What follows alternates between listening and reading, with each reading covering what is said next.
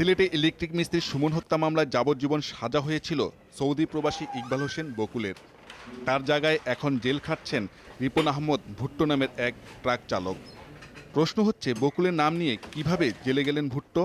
দিনে 10টা সাড়ে 10টার দিকে পুলিশ আমাকে অ্যারেস্ট করে।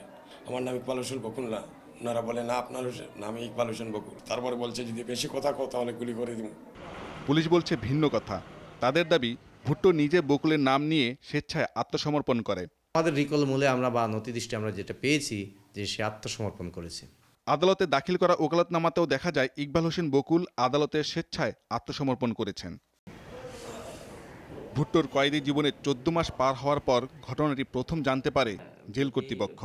নাম করেছি এবং আমি স্বাক্ষর করেছি। ও বলছে মোহাম্মদ ইকবাল হোসেন পিতা প্রকাশ বকুল, পিতা আব্দুল মতিন, কিন্তু এখন সে বলতেছে রিপন আহমেদ ভুট্টো মানে পিতা মৃত সুলাইমান আহমেদ সোনু মিয়া। জানা গেছে 2009 সালে সিলেটের আউশা গ্রামে পিটিয়ে হত্যা করা হয় ইলেকট্রিক মিস্ত্রি সুমনকে। মামলার রায় হয় 2012 সালে। এতে যাবজ্জীবন সাজা হয় দয়াস মিয়া ওরফে গয়াস মিয়া, তার স্ত্রী রোজিনা বেগম এবং দয়াসের বন্ধু ইকবাল হোসেন বকুলের। হত্যাকাণ্ডের পর সৌদি আরবে চলে যান দয়াস মিয়া ও ইকবাল হোসেন বকুল। আমরা কাগজে কলমে ইকবাল হোসেন বকুল অ্যারেস্ট, মানে সে জেলে, জি কিন্তু বকুল তো আপনারা বলছেন দেশের বাইরে। দেশের বাইরে তাই, কোনটা ঠিক, মানে জেলখানা নাকি দেশের বাইরে? দেশের বাইরে। ভিসা নবায়নের জন্য বকুলের দেশে ফেরা জরুরি হয়ে পড়লে ভুট্টোকে বকুল সাজিয়ে আত্মসমর্পণ করান বকুলের ভাই শামীম। কথা ছিল 3 মাসের মধ্যে বকুলরূপী ভুট্টোর জামিনের ব্যবস্থা করা হবে। তা না হওয়ায় প্রকাশ হয়ে যায় প্রতারণার ঘটনা।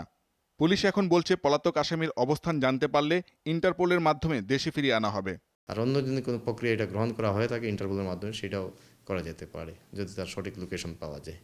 বিদেশ যাবার প্রলোভনে পড়ে আরেকজনের নামে জেল খাটতে রাজি হয়ে যায় ভুট্টো।